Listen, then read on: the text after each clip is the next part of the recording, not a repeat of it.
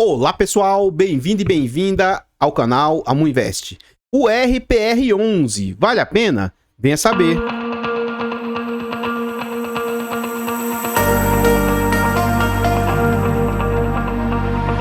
Então pessoal, antes da gente saber mais a respeito desse fundo imobiliário, eu gostaria de pedir humildemente, por favor, deixa o like no vídeo e comenta para nós.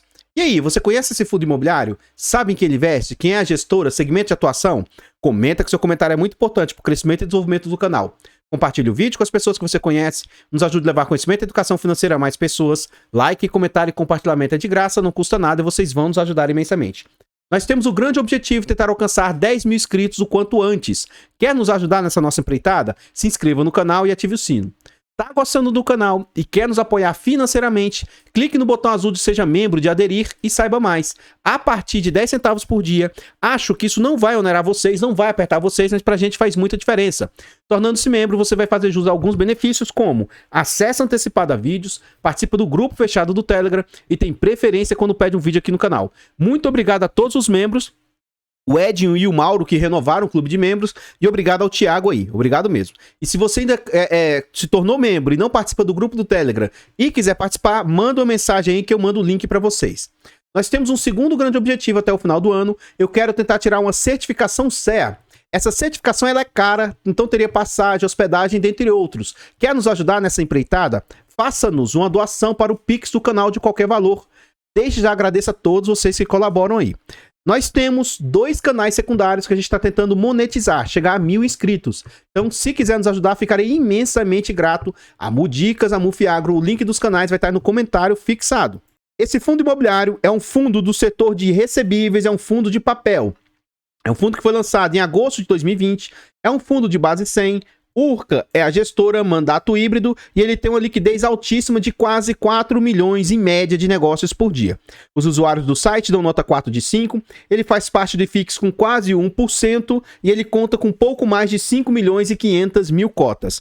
Em termos de PVP, o fundo está sendo negociado ali no máximo do ágio que eu aceitaria pagar, de 10% de ágio. 1,10 ele está sendo negociado. O que isso significa? Atualmente ainda não foi contabilizado aqui a nova subscrição. Então, atualmente ele conta com 574 milhões de patrimônio. Ele deve chegar próximo a 1 bilhão de patrimônio aí depois dessa subscrição. E o mercado está aceitando pagar 630 milhões por ele. Então, é um fundo de base 100, cuja cota hoje está valendo 104 e o mercado está aceitando pagar 114. Tendo maio como referência, é um fundo que está chegando ali próximo a 60 mil cotistas. Nesse slide a gente vê o quanto o fundo está sendo negociado atualmente. Atualmente 114, 103 foi a mínima e 137 a máxima que ele atingiu, isso no último ano, né? Então eu vou traçar uma linha aqui do 103, lembrando que esse fundo quase não chega ao VP. Então, desde que ele foi lançado, entre aspas, oportunidades de entrada que esse fundo deu, foi nesses vãos aqui, ó. Então aqui para mim, lá no mês 9 de 2020, foi uma possível possibilidade de entrada. E agora, ó, durante novembro, esse fundo deu possibilidade de entrada, inclusive foi a mínima dele, foi lá em novembro, 103,05. E agora, recentemente, ele deu oportunidade de entrada. Todas essas quedas aqui que vocês observam aqui, ó, geralmente são momentos em que o fundo está passando por subscrição. Porque normalmente esse fundo ele é negociado nesses picos aqui, ó. Apesar de eu discordar e não achar que seja prudente você comprar um fundo tão caro. Mesmo este aqui. Mas por que as pessoas se sujeitam a pagar tão caro por esse fundo? Inclusive, quando eu me posicionei nesse fundo, eu me posicionei nele mais ou menos nesses patamares caros aqui, ó.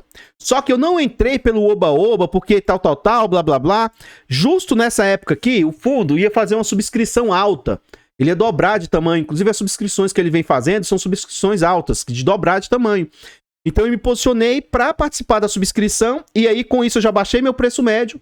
E nessa atual subscrição que ele fez agora recentemente, eu consegui baixar muito mais ainda meu preço médio e agora está num valor muito atrativo. Eu estou muito satisfeito com a minha atual posição no RPR aí. Virando a página, a gente vê as distribuições desse fundo. Então note, eu vou traçar a linha aqui dos 1,50 só para vocês observarem o seguinte. É raro o mês em que esse fundo entregou menos de 1,50. Com exceção dos seus primórdios lá no iniciozinho, que ele estava entregando, mesmo assim, ó, próximo a R$1, somente aqui, ó, nesse mês de 2020 ele entregou abaixo de 1,50. Nesses meses de 2021 ele entregou um abaixo de 1,50. E provavelmente são meses em que o fundo devia estar passando por subscrição. Ah, amor, mas por que subscrição, amor, impacta o dividendo? Imagina que antes ele tinha 100 cotas, tá? Quando ele subscreve, se ele tem mais 100 cotas, ele vai ter ali 200 cotas. Só que esse dinheiro não foi todo alocado. Então, um novo dinheiro, ele fica ali e não vai gerar igual rende um CRI. Então, agora ele vai ter que dividir o recurso que ele tinha inicialmente, ao invés de dividir por 100, ele vai ter que dividir por 200. E o dinheiro que está aqui parado, ele vai render bem pouquinho. Então, assim, durante o período de subscrição, se os fundos não vêm fazendo uma boa reserva, pode acontecer esses impactos na distribuição de rendimentos aqui. Mas as últimas entregas do fundo vêm sendo entregas bem agressivas, ó, todas as últimas acima de patamar de 1,50. E a última anunciada aí, 2,01, é algo astronômico, é algo fora do normal. Agora deixa eu alertar aqui. Você olha para um tipo de resultado desse agressivo. Aí se esse fundo der algum problema de inadimplência, de default, de tal, não venha depois alegar que a gestora é horrível, que a gestora é péssima. Meu Deus, nesse momento, esse fundo está passando pelo que o HCTR já passou, pelo que o Iridium já passou. Nossa, que fundo bom, que gestor excelente, é o melhor fundo do mercado e blá, blá, blá. Aí acontece, queda nos rendimentos, que vai acontecer com esse fundo também, ele vai cair o rendimento. Futuramente ele deve orbitar essa faixa aqui, ó, entre 1,70 e 1,30, deve ficar bem menor do que está entregando. Aí as pessoas começam a dizer que o fundo para de prestar. Tem que entender a questão macro, a questão econômica, e tem que entender também que esse fundo, pelo risco que ele carrega, a qualquer momento pode dar coisa errada nele. Então, você tem que estar ciente, não tem como ter almoço grátis, não tem como um fundo desse com altíssimo rendimento não ter altíssimo risco. Tem que estar ciente disso. Enfim, esse fundo já passou por 6 subscrições, a última bem recente agora, entre abril e maio, e mais. Eu já estou ouvindo burburinhos no mercado e geralmente o pessoal tem razão. Acredito que esse fundo já vai soltar uma nova emissão aí, no máximo mais uns 2 meses para frente. Então, assim, julho, mais tardar agosto, já deve estar vindo nova emissão desse fundo aí. Virando a página, a gente vê as últimas entregas do fundo. Olha, 1,48, mais demais, ó, 2,1, 2,17, aí caiu 1,37, 1,87, 1,67, 1,63, 64, 65, 84, R$2. Essa última entrega de R$2 aí, ó, 31 de maio, anunciou 2 para pagar no dia 14 de junho. Na época a cota estava 111, representou um yield de 1,81. Como a cota atualmente ela recuou, na verdade ela aumentou, né? Então hoje esse yield caiu para 1,76. Mas esse fundo vem com yield acumulado de 19,03% nos últimos 12 meses. É algo fora do normal, algo muito astronômico. É bom, mas, de novo, é um fundo muito arriscado. Virando a página, a gente vê vários institucionais possuem posição no fundo, com destaque negativo, na minha opinião, para o Iridium, que possui ali 6,21% do fundo. Fundos gigantes com muita participação, para mim isso aqui é ruim, porque o fundo meio que passa a dominar o ativo aí. E outra coisa, note que é um fundo de bilhão já, né? 6% aqui significa um percentual alto que o Iridium possui aí no fundo. O ITIP tem posição, o MGFF, vários outros institucionais já têm posição no fundo, coisa que alguns meses atrás você não via, né? Ou seja, o mercado está começando a ter mais confiança no ativo. Vamos ver aqui o que o gestor fala no seu comentário. As operações do portfólio permanecem com performance satisfatória de arrecadação. A atual geração de caixa das operações tem permitido ao fundo repassar boa parte da correção monetária nos meses correspondentes, restando poucas operações com saldo acumulado de correção monetária não distribuído, por não gerar caixa aí. 12,5 milhões em maio, pouco mais de 1,10 por cota após a conversão dos recibos da última oferta. Segundo o nosso cronograma de alocação atual, que pode sofrer alterações, o fundo terminará o mês de julho, mês que vem, ó, com mais de 90% já alocado do dinheiro que ele acabou de captar. Ele dobrou de tamanho e já alocou praticamente tudo até o final do mês que vem, já vai estar tudo praticamente alocado. que é o patamar de estabilidade do fundo, dado que mantemos entre 5% e 10% para aportes necessários em operações da carteira, que eventualmente precisa de reforço para a obra, como home equity, que tem originação pulverizada e constante. No momento de elaboração desse relatório, o fundo já alocou 95 milhões de recursos provenientes da última oferta de cotas, as estruturações e liquidações permanecem em ritmo acelerado. Continuando, ele fala que a gestão e análise dos últimos movimentos de inflação, curva de juros e blá blá blá, tem considerado benéfica a exposição do fundo a operações indexadas a CDI, o que não fazia parte da estratégia há alguns meses. Ainda não há uma operação que esteja com proposta assinada em fase de estruturação com esse indexador, porém a gestão gostaria de antecipar aos cotistas que o fundo poderá no futuro próximo fazer investimentos indexados a CDI. Esse fundo, ele surfou o IGPM de forma muito forte, foi isso que deu tanto, assim, ponto positivo para ele na época. Na minha opinião, a gestão fez uma troca assertiva para IPCA. Então, para mim, foi um ponto positivo. Ele não está dizendo que ele vai migrar para a CDI, mas que ele pretende começar a se expor a CDI. Vejo isso positivo, agora, desde que, na minha opinião, não seja de forma demasiada e excessiva. Que acho que não é isso que eles vão fazer. Eles estão querendo aproveitar oportunidades agora. Eu vejo isso com bons olhos, porque CDI pode entregar altíssimos rendimentos nesse atual cenário. Com a estabilização da Selic e possivelmente futura queda da Selic, acho que ativos atrelados à CDI vão cair muito aí. Continuando. Eventos subsequentes, entre propostas de operação e estruturação, o fundo tem atualmente 705 milhões de pipeline. Gente, o fundo captou 500 milhões, 500 e poucos milhões. E ele tem pipeline de 705. Isso aqui pode ser um grande indicativo que futuramente possa vir mais subscrição pela frente. Com aproximadamente 10% em multipropriedade e o restante em loteamentos. Que bom! Tava me chamando a atenção de forma negativa. Eu gostava muito desse fundo porque ele investe em loteamentos. E agora ele começou a pôr o pé, a mão, o braço, né? Começou a partir muito pro lado de multipropriedade e isso eu não gostei muito. Então eles vão voltar a colocar mais exposição em loteamento. Continuando, eles falam: outros empreendimentos residenciais, uma operação corporativa com garantia de recebíveis pulverizados, 57 milhões. As concentrações e cronogramas podem variar. O fundo possui outros 290 milhões em fase inicial de prospecção. Então note, ele tem 1 bilhão e ele captou 500 milhões. Nada impede que depois ele faça uma tentativa aí de, no mínimo, 100, 200, 300 ou, quem sabe, mais 500 milhões de subscrição aí. Quem sabe? Vamos à frente aí, vamos lá. Aqui a gente vê a DRE do fundo, demonstrativo de resultado de exercício dele aí, no qual ele cobra de taxa 0,25 mais 0,95, o que dá aí, não é assim que faz as contas, né, mas dá 1,2 de taxa, mais 20% de performance do que CDI IPCA mais 7. E aí já fica uma liçãozinha para HCTR e toda a trupe aí que cobra 100% do CDI, pelo amor de Deus, né? IPCA mais 7, na minha opinião, é muito mais justo do que 100% do CDI. Enfim, vamos lá. Como que foi a composição do fundo em maio? O fundo apurou 12 milhões 572 mil. E de onde que veio esses recursos? 5 milhões e 900 dos CRIs. A atualização aí deles, 5 milhões e 800. Outras receitas financeiras, dinheiro parado em caixa, 780 mil. Despesas do fundo, 656. E ele fez reserva de caixa aí. Note que vários e vários meses ele vem segurando o dinheiro e fazendo reserva. Então fez quase 1 milhão de reserva aí. Resultado líquido, 11 milhões. E agora, vamos ver na prática o que as despesas do fundo representam frente às receitas. Lembrando que, para mim, todo fundo imobiliário deveria fazer um destrinchamento das despesas. Provavelmente não vai todos esses 656 mil aqui, para gastos aí da gestora. Não é a taxa dela, não é tudo isso. Mas, como o fundo não faz esse destrinchamento, a gente vai considerar que todo esse valor aqui vai ficar como taxa.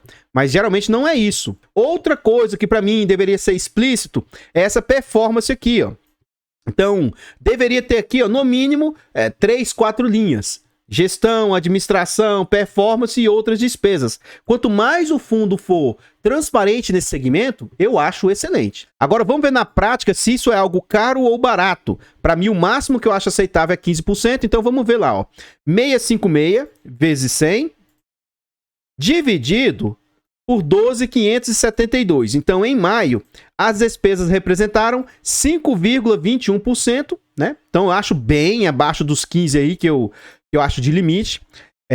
Uma falta que eu sinto aqui é que o fundo trouxesse o acumulado dos últimos 12 meses e também que ele trouxesse o que ele tem de valor acumulado de reserva aí, tá? Ou de centavos a distribuir, que aí dá para o cotista ter uma certa noção, né? E se ele trouxesse bem detalhado essa performance, daria pra gente ter uma previsibilidade. Se ele vai sofrer com performance ou não e tal, enfim, né? Algumas coisas que poderiam melhorar, mas no geral eu sou bem satisfeito com o relatório deles, inclusive melhorou muito. A gente vê que o fundo, quando eu comecei a investir nesse ativo, ele tinha apenas 8 ou 9 CRIs que ele investia, e hoje ele já tem 2 páginas de investimento, ó. 3, 6, 9, 12, ele tem 13 ativos nessa página, e virando a página aqui, você vai ver mais 13 ativos. Então ele já diversificou imensamente o quantitativo de ativos que ele tinha. E uma coisa que eu achei interessante, ele conversando numa live, ele começou a fazer esse tipo de exposição, ó, que ele não tinha, por exemplo, as CCBs e também a debentures. Se você observar bem, ó, ele está começando a se expor a debentures, ó, debenture. E pelo que eles estavam explicando, essas debentures, elas têm toda uma garantia estrutural semelhante aos CRIs, com, teoricamente, mais performance, mais resultado. Então, eu achei bem interessante a entrevista deles aí. Sempre que possível, gente, vá procurar a entrevista dos gestores, que ali você passa a entender um pouco melhor o fundo. A gente vê que o fundo expandiu muito. Hoje ele tem uma diversificação geográfica aqui em muitos territórios do Brasil aí. Tá? Falta ainda um pouco no norte, nessa região centro-oeste aqui, e um pouco do nordeste. Eu não vou tecer comentários aqui nessa parte gráfica a respeito disso aqui, eu vou deixar para falar mais à frente. Nesse slide, a gente vê a exposição do fundo. Um tempo atrás, o FLCR11 preocupou um pouco o mercado, porque um dos seus ativos internos teve uma possível chance de dar problema, prejuízo, default, coisas nesse sentido. E aí, o que foi menos problemático para o fundo? Porque o ativo representava, no máximo, 10% do patrimônio do fundo. Eu tenho reforçado muito isso nos vídeos que eu falo atualmente. Falado muito disso, olha, se você investe em um ativo e esse ativo tem exposição num determinado ativo, e isso é um risco para o fundo, porque se der problema, blá, blá, blá, blá, blá, blá. O que ontem, eu tô gravando esse vídeo numa quinta-feira, o que sacudiu o mercado ontem? O BTRA, da BTG, que é a tão famosa BTG, que é uma das melhores gestoras, blá, blá, blá, blá, blá, blá. BTRA, um dos seus ativos internos. Problema que é isso? Esse ativo representava ali, eu vou arredondar, tá?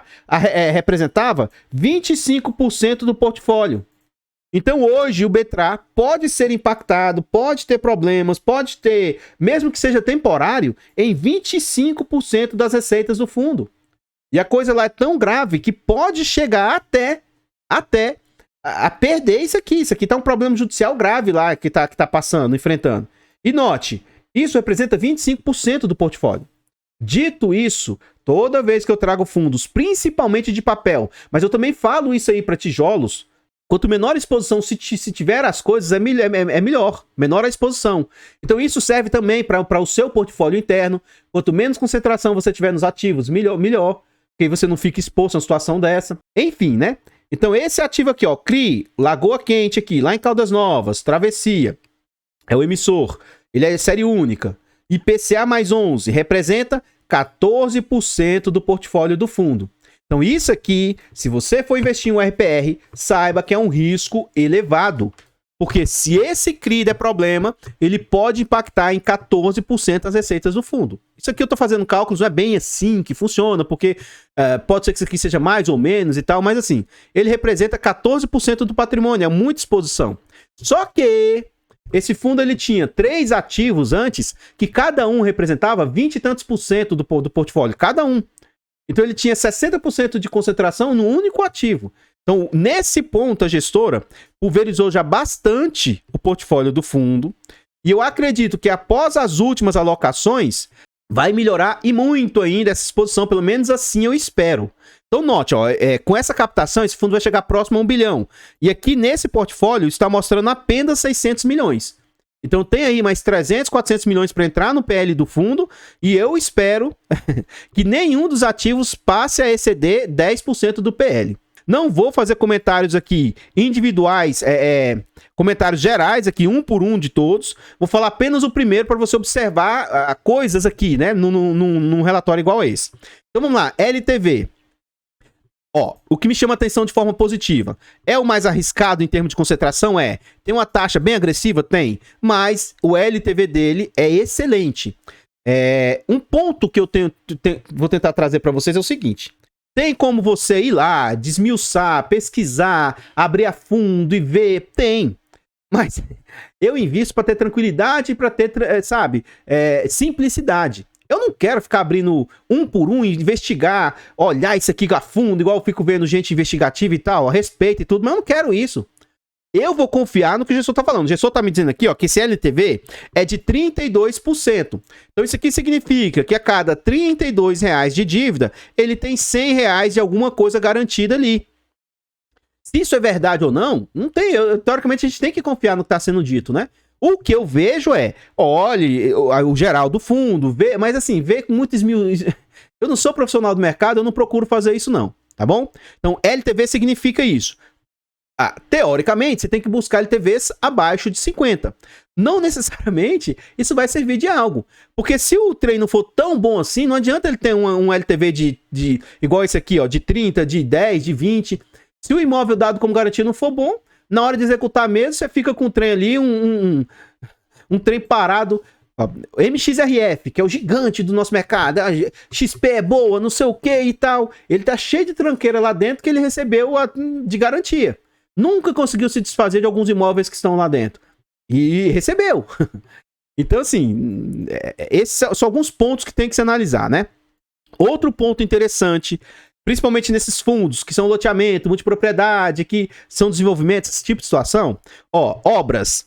Hoje, a carteira do fundo, em média, 64% das obras encaminhadas. Então, isso aqui diminui muito um risco desses ativos, que é o risco de obra. E esse ativo aqui, ó, já está com 71% das obras feitas. E outro ponto muito positivo, 50% vendido. Isso aqui para mim é muito bom. Tá? Então, assim, enfim, né? Olha a inadimplência. Só que você tem que saber o seguinte. Eu vou pegar esse aqui para ver se eu lembro de falar sobre ele lá na frente, ó. Esse 5 Sense aqui tá com 14% de inadimplência, ó. 5 Sense, 14% de inadimplência. Lá na frente, eu quero ver se eu dou um destaque sobre isso aqui, ó.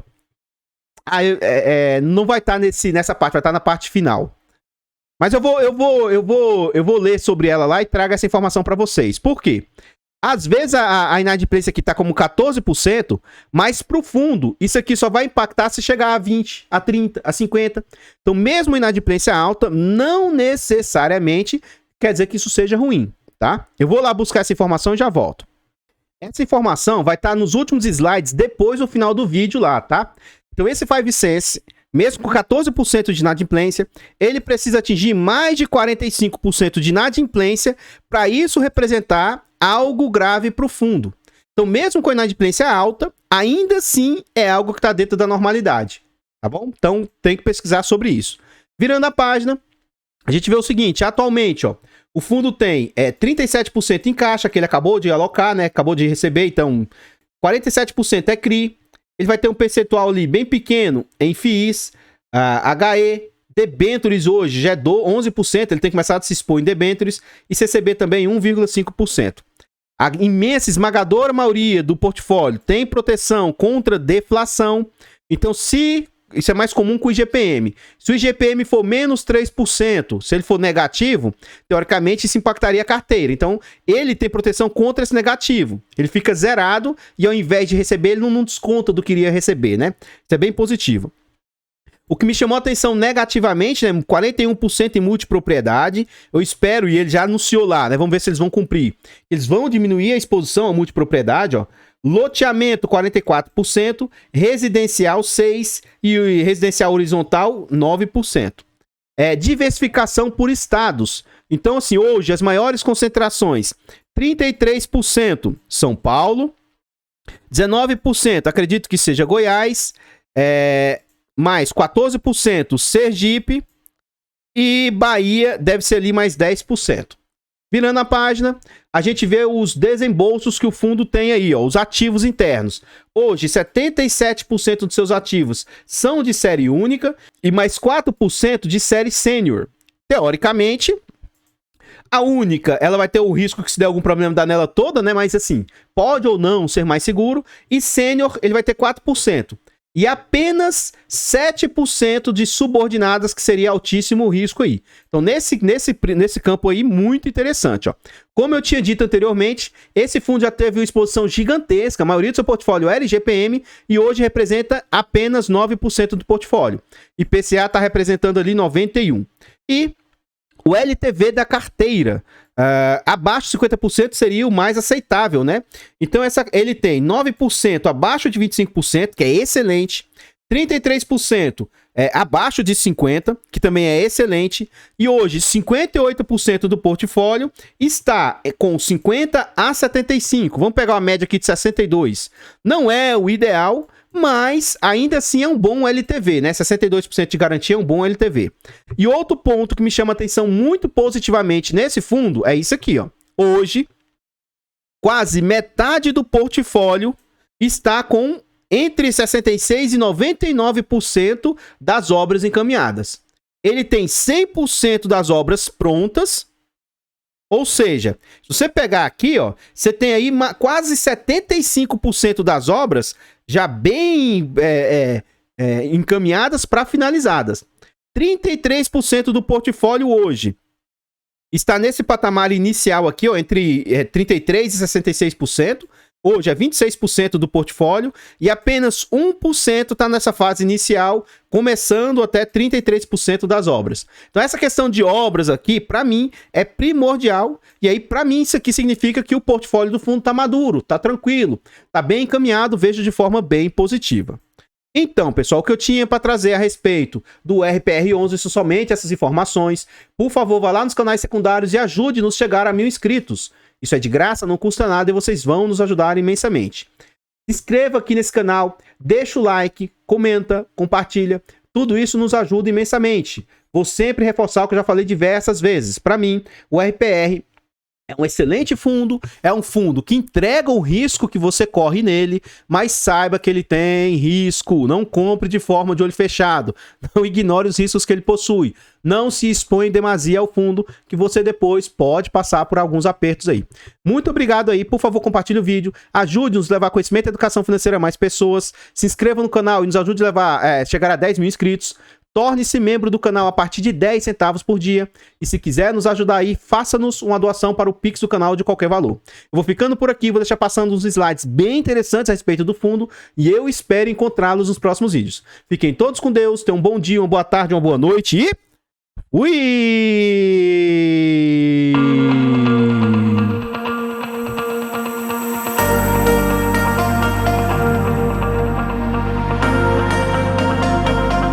Artlist.io.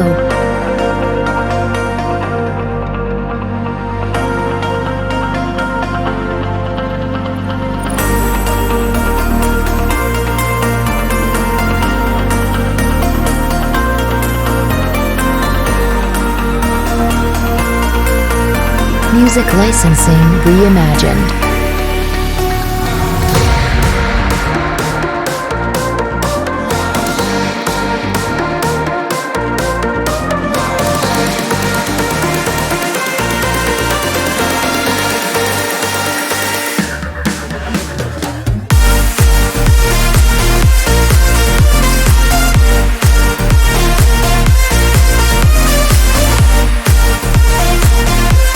Artlist.io.